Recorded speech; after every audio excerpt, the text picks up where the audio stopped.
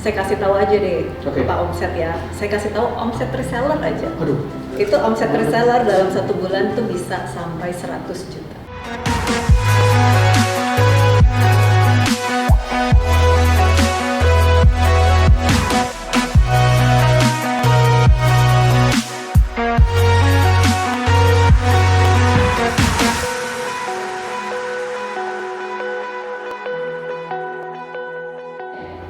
Hai sahabat UMKM, kita ketemu lagi di Smash Talk, bincang-bincang dengan pakar, akademisi, pemangku kebijakan, dan tentunya pelaku usaha mikro, kecil, menengah. Nah, inovasi dan jeli melihat peluang merupakan ciri dari pelaku UMKM.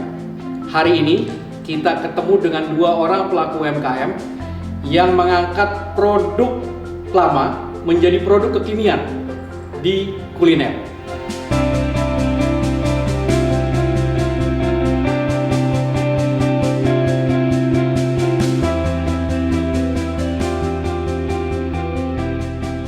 Sebenarnya nggak pernah sama sekali untuk saya ataupun keluarga saya itu mikir untuk berbisnis telur gabus tuh sama sekali nggak. Awalnya memang karena si mami itu suka masak di rumah karena sangat peduli sama asupan nutrisi anak cucunya.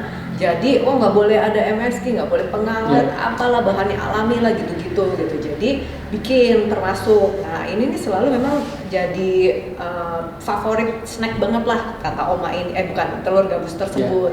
Nah akhirnya waktu itu Mas Edward ini bilang, ya udah lu kenapa nggak jadiin bisnis? Saya berpikir apa iya ya gitu. Dan saya ngobrol sebenarnya sama mami dan mami nggak mau gitu. Itu tuh setahun hampir 2 tahun kali saya bujukin, iya nggak deh, nggak mau gitu karena repot kali ya gitu. Iya repot dan lebih pada mama saya itu lumayan perfeksionis ya. Jadi dia bilang, ini kalau misalnya dijual nanti kalau nggak sesuai sama selera dia, mami bertanggung jawab, mami nggak bagus produknya. Jadi lama banget bujukinnya tuh sampai 2 tahun gitu ya kurang lebih gitu.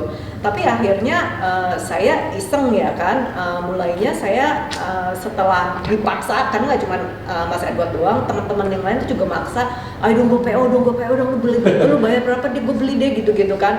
Saya mulai jajakin lempar aja ke pasar, pakai tabung biasa yang Mika, pakai brand rumahan biasa, terus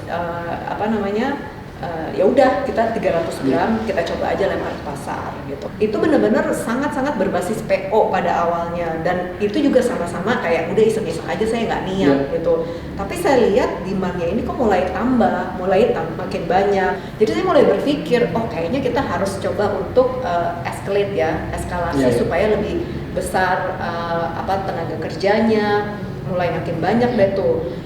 Mulai lagi kita iseng, namanya apa nih kalau misalnya kayak gitu. Ini benar-benar iseng-iseng aja semua, jadi benar-benar selangkah demi selangkah ya. Nggak ada tuh sama sekali tiba-tiba, kalau sekarang saya lihat ke belakang juga, tiba-tiba nih ibaratnya gue udah di tengah-tengah laut banget. Kayak, waduh dari mana mulainya ya, terus ke depannya gimana lagi nih, ibaratnya kayak gitu ya. Tapi ya udah kita selangkah demi selangkah gitu. Kenapa kata Oma dipilih namanya itu?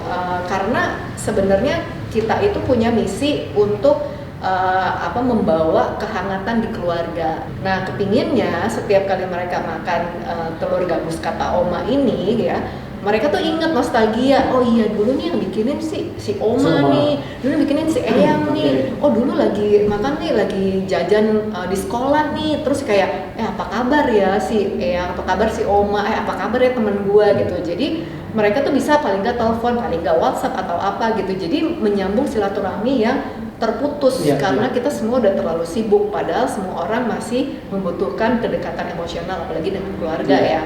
Bagaimana proses produksi dan distribusinya kata Oma sendiri sampai sekarang?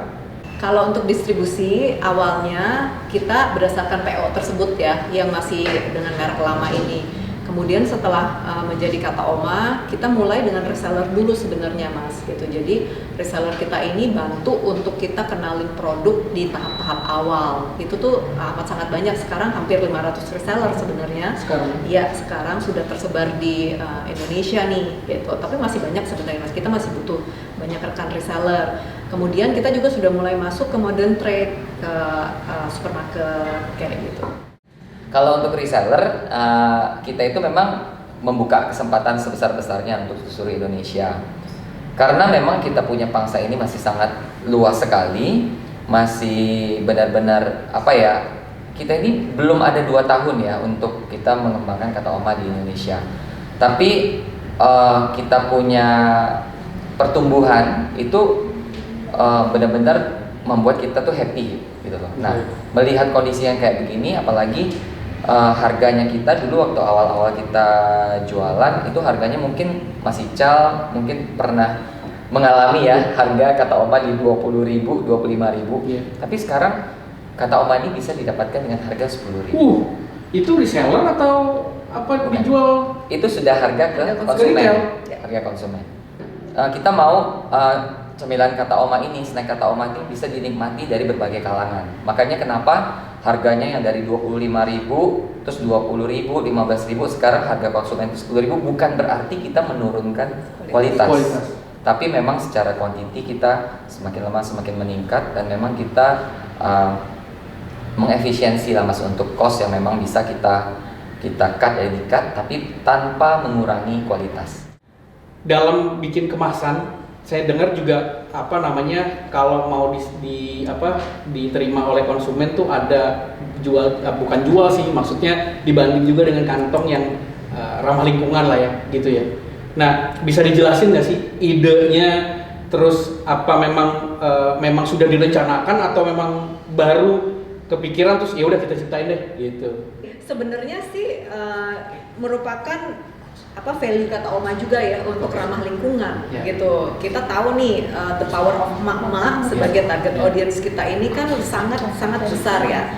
Kita tahu juga environment atau lingkungan kita yang sudah terlalu banyak sampah segala macam gitu. Jadi kita tuh juga kepingin juga menggerakkan ibu-ibu gitu loh untuk mulai peduli lingkungan dan ramah lingkungan dengan mudah. Ya udah pakai shopping bag aja. Kemudian kan nggak lama ini Pemprov DKI juga langsung lagi larang ya sekarang gitu kan. Jadi pas sih gitu, itu memang kita ibaratnya kita sudah mengantisipasi karena kita peduli lingkungan. Kemudian memang Pemprov juga melarang juga sekarang. Jadi ya sudah pas. Gitu. Oke, boleh dilihatin nggak Mas? Ini menarik. Ini shopping bagnya ini sangat praktis. Ini bisa disimpan di tas mungkin buat bapak ibu yang hobi belanja. Ini bisa nih, kan dilipat kayak gini. Ini dibuka. Wah, luar biasa persiapannya Mas. Nah, nih. Sangat besar sih. Iya lah, bisa buat ini ya. Ini kalau untuk kata oma lebih dari 12 bisa masuk. Bisa masuk ya? Ini kalau misalnya sudah selesai dipakai pun kita bisa lipat kayak tadi.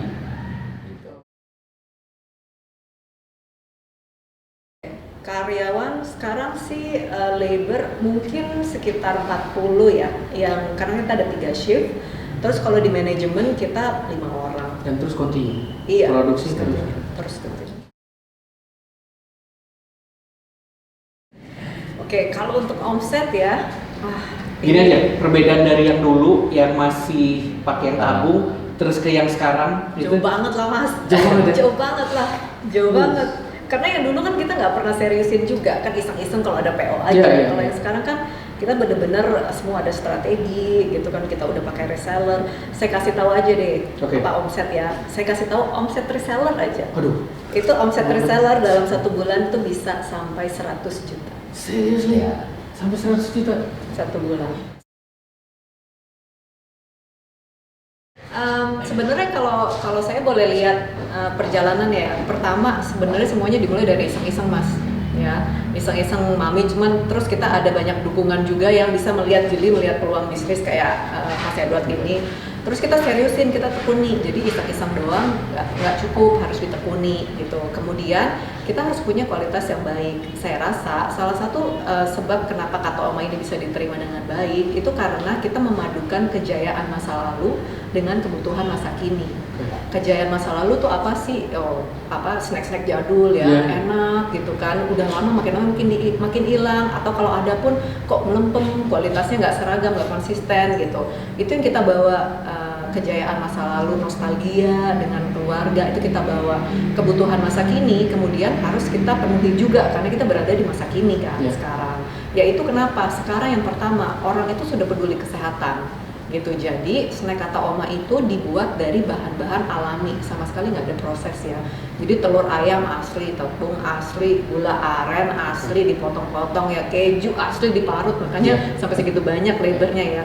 Jadi itu harus alami, tidak ada pengawet, tanpa MSG gitu, gluten free. Itu benar-benar memenuhi kebutuhan peduli kesehatan tersebut. Yang kedua, rasa harus enak ya, makanya kan kita bilang nih, oh teksturnya gimana, kualitas, makanya packaging juga harus penting juga. Terus yang ketiga, rasa ini juga harus bisa diterima sama generasi yang sekarang, yang kekinian tersebut. Makanya kita ada aren yang lagi juga kekinian, ada keju yang bisa diterima sama orang-orang lain. Kemudian coming soon kita juga akan ada varian lainnya, gitu. Jadi itu semua kemudian kita kemas ya, halal harus ada, gitu. Betul. Terus apalagi nih, izin harus ada PIRT meskipun kita sekarang lagi proses untuk BPOM.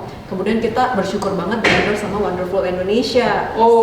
Iya, sebagai produk yang bisa mewakili Indonesia untuk di mancanegara. Jadi itu semua kita perhatikan sih Mas. Nah, udah diterusin aja, ditekuni aja terus. Iya, selangkah demi selangkah.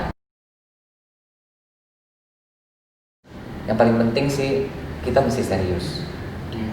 Karena walaupun awal mulanya ini adalah iseng-iseng, tapi kalau kita menekuninya, kita tekun dan kita serius, itu hasilnya di ujung nanti kita juga akan kita akan kaget sendiri gitu loh.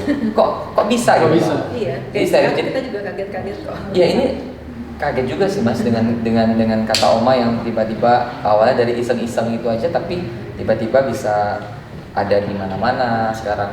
Makanya salah satu kunci saat kita ingin menekuni suatu bidang bisnis itu ya, yang paling penting kita harus serius. Thank you udah hadir di Smash Talk program kita di Sahabat UMKM YouTube channel. Sahabat UMKM, itu tadi bincang-bincang kita dengan pelaku UMKM yang memproduksi produk atau brand yang namanya Kata Oma. Silakan mencoba, silakan jadi reseller. Terus dengan juga tadi tips-tipsnya dari Mbak Furi dan Mas Edward bahwa jangan lelah untuk berinovasi, terus semangat sehingga produk kita bisa mampu bersaing di pasaran, bukan hanya di Indonesia, mungkin bisa di internasional. Kita akan ketemu lagi di Smash Talk berikutnya. Jangan lupa like, subscribe, share, and comment Sahabat UMKM YouTube channel. Salam sahabat.